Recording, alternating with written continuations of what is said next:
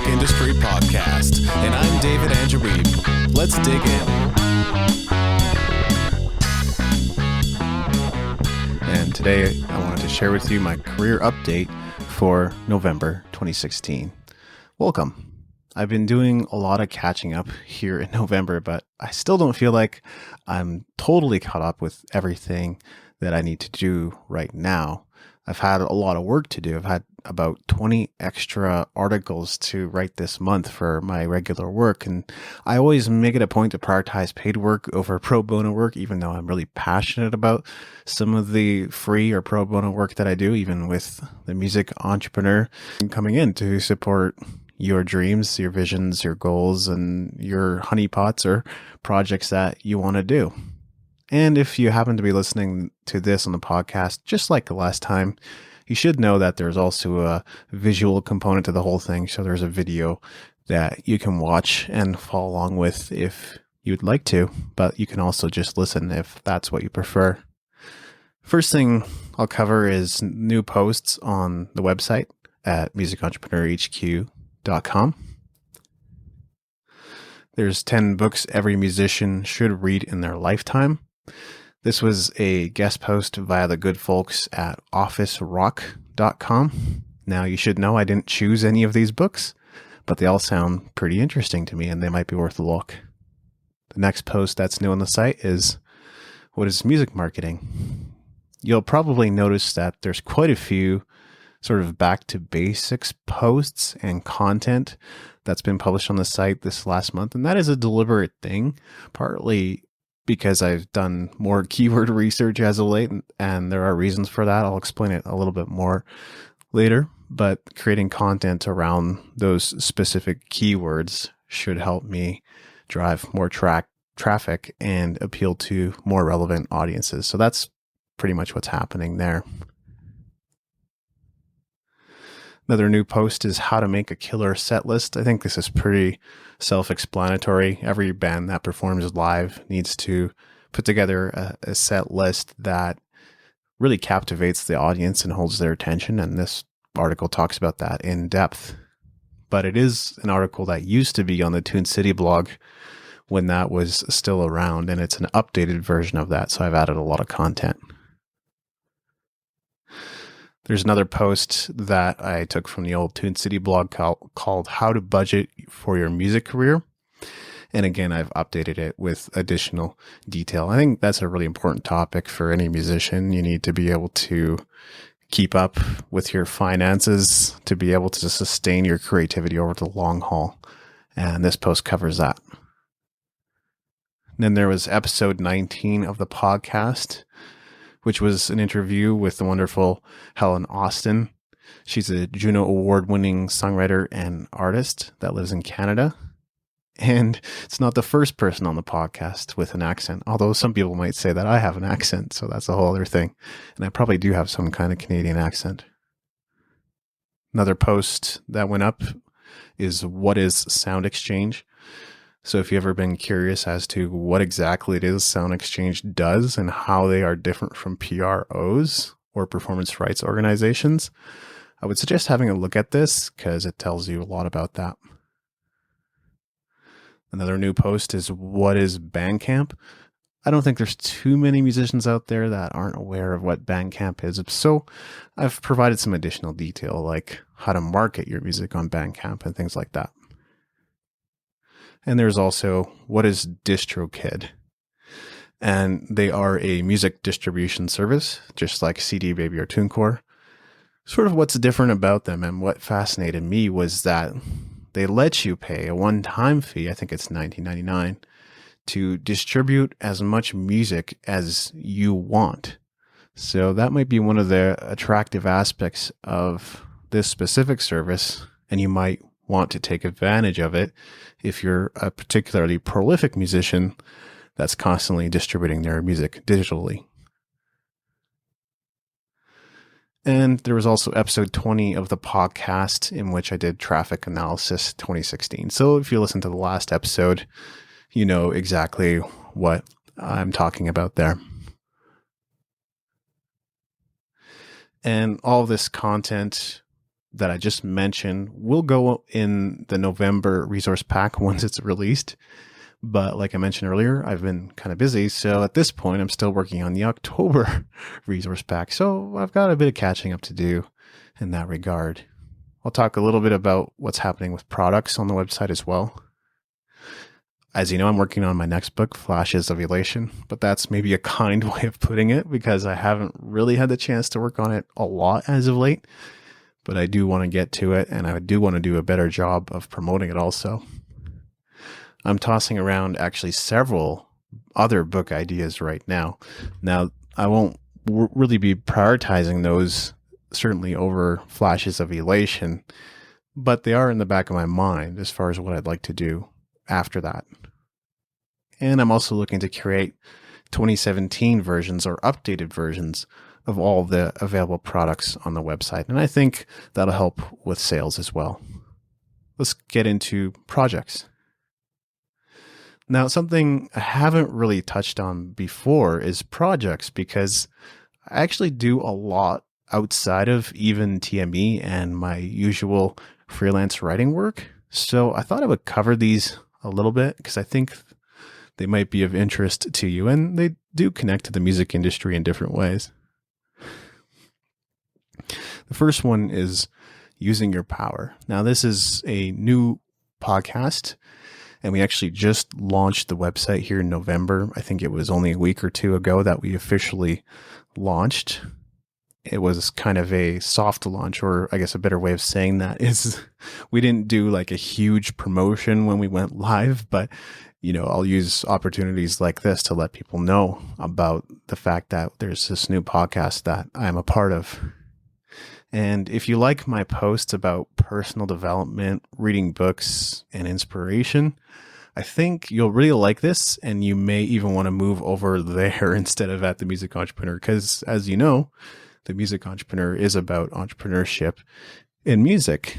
And although I do cover topics like mindset and inspiration and how to overcome mental blocks and things like that, and I think that's important in every business, I also talk a lot about music marketing and some of the other things that I already mentioned, like Sound Exchange or Bandcamp. So if you're looking for just inspiration and personal development topics, this is the one that you'll want to check out. So it's at usingyourpower.com. Now, there's several new episodes for November. We actually released a couple in October, but here's the new ones for November. Buying a house. Pharmaceuticals. Yes, we talk about prescription drugs and medications. Endorsements. There's a variety of different kinds of endorsements, from sports to books to businesses to various products.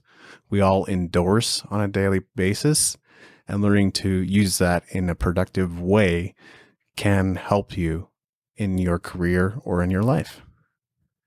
We talked about community. That's another new episode. And then finally, there was an episode on rest. Also a hugely, hugely important topic right now, since so many people are talking about hustling and working, going crazy with that. And there will be more episodes to come in December, so definitely check us out at usingyourpower.com. Another project or community that I'm involved in is the Listening Room YYC. Generally, there are 2 events every month, and I've talked about them on the blog, so you can also check out the descriptions or more in-depth descriptions of what exactly these events are. But I helped out at the Circle, which is kind of like it sounds. It's a singer-songwriter circle on November 2nd. Basically what happens is every month we pay tribute to a known songwriter that has influenced all of us. And then a group of 3 people also learn each other's songs and perform on them. And this makes for a very interesting performance because the performers actually only get together once to practice. So it's riding that border of somewhere between like a proper practiced performance and just like an open mic night. It's somewhere in between those. And the other night that happened is the Classics, which was on November 16th. And that's more of a jazz vocalist tribute type listening room. it's a lot like it sounds. It's like a house concert where people come to pay attention to the music and actually listen instead of talking over it and causing a lot of noise. So the jazz one was also really great. Another project that I'm helping out with is The Question. And in both cases, with the listening room as well as The Question, I do a lot of the website work, but occasionally I do a presentation with The Question as well.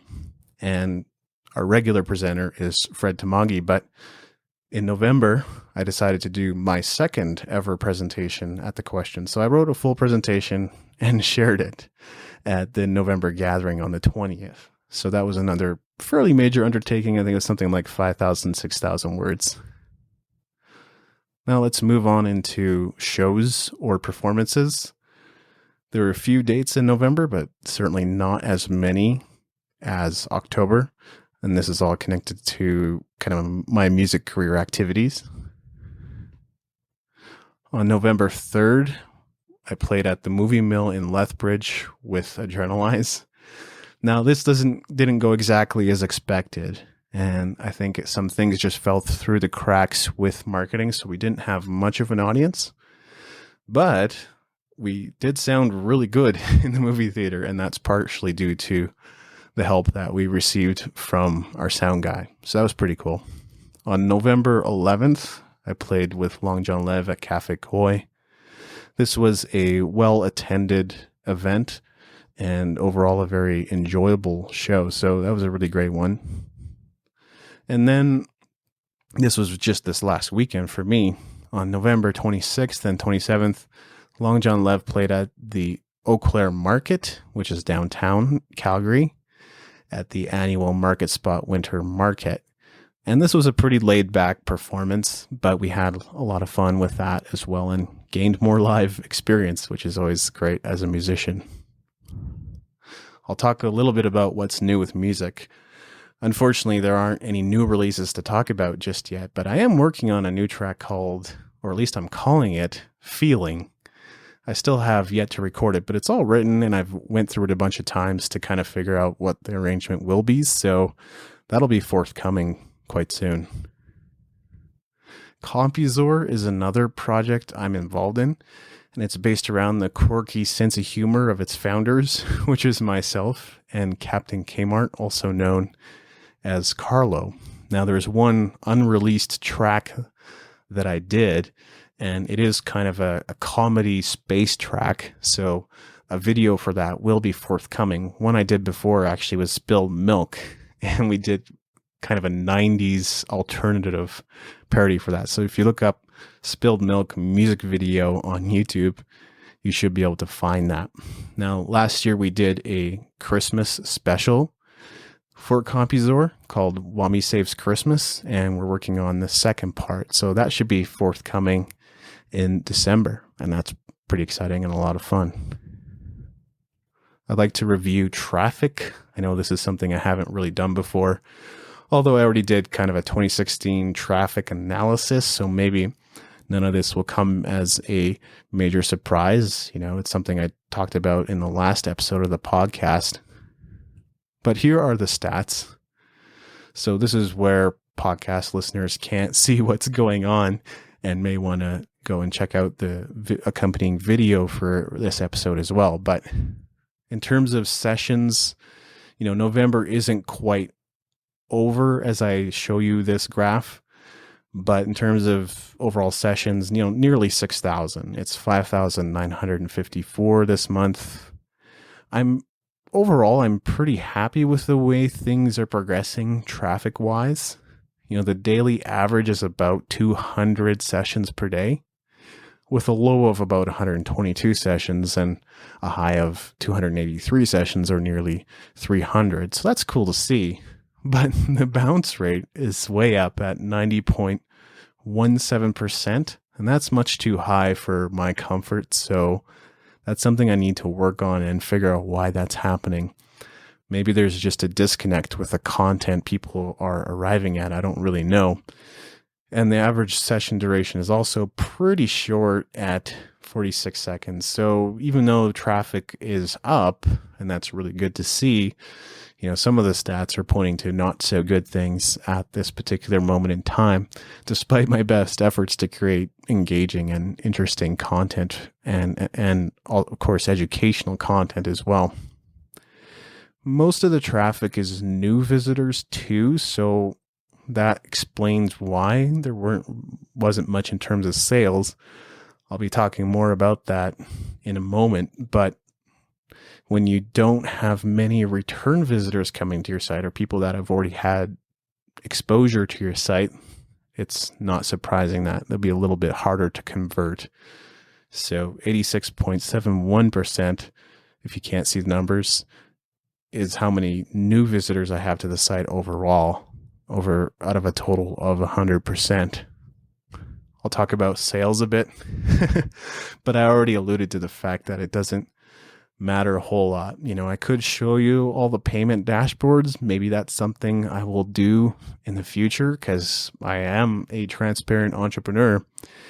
But really this month, there isn't much point. As far as I can see, I didn't have any sales, especially not on like Gumroad. And with the book sales, it's kind of a different thing altogether, where if I check my distributor at BookBaby or CreateSpace, I don't see book sales for the current month until months after they actually occur. I guess that's probably a little different with CreateSpace. Those might be a little more up to date, but certainly with BookBaby, I don't see them for several months. So reporting is kind of slow that way, but that's something for me to work on for sure. And I'll talk a little bit about what I'm learning right now, as I always do in my career updates. So, it's always interesting reflecting on various lessons that I've learned over the course of a month, because sometimes I don't feel like I have total awareness, and maybe that's just because I'm constantly go, go, go, and don't have enough time to think about them before I write a blog post about my career update or record a podcast as I am right now. Now, I think what I'm realizing is I'm not as strong as a presenter and communicator I would like to be, but I am always working on it. And I think a project like Using Your Power kind of affords me to do that in a way. I get a chance to speak off the cuff. And that's exactly what I'm doing right now. I do have some notes in front of me, but a lot of the podcast, or a lot of the solo podcasts that I've done to date, have mostly been pre-scripted and pre-written. And there's only been a few, like this one, that are completely improvised and off the cuff, or just with some notes in front of me. So I'm pushing myself out of my comfort zone in that way to improve my communication and presentation skills. And if I've engaged you to this point, then I guess I'm succeeding, but there's a chance I haven't. So there is that. I'm learning about the importance of creating content that other people want, not what I want to write or create. And I think that's actually reflected in the posts I've published this month at The Music Entrepreneur, or I should say in November. Things about Sound Exchange, things about DistroKid, things about Bandcamp. Those seems to be keywords people are consistently searching for. At least I found that there was about 1,000 to 10,000 searches per month, which is a broad range, thanks Google. And that there was actually low competition, meaning it's not hard to rank for them if you have relevant, good content on those topics.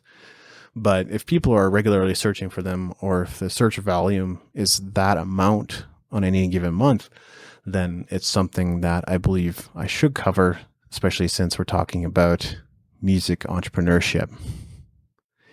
And I'm also being reminded, I don't think this is something I'm learning right now, I'm being reminded of the importance of reflection, stopping, thinking about projects, what I want to accomplish with them. I've been thinking a lot about the music entrepreneur and moving forward with it, and what I'd like to do with it, and what my goals are. And do my goals actually connect with this project, or is there a different project that I would do better at?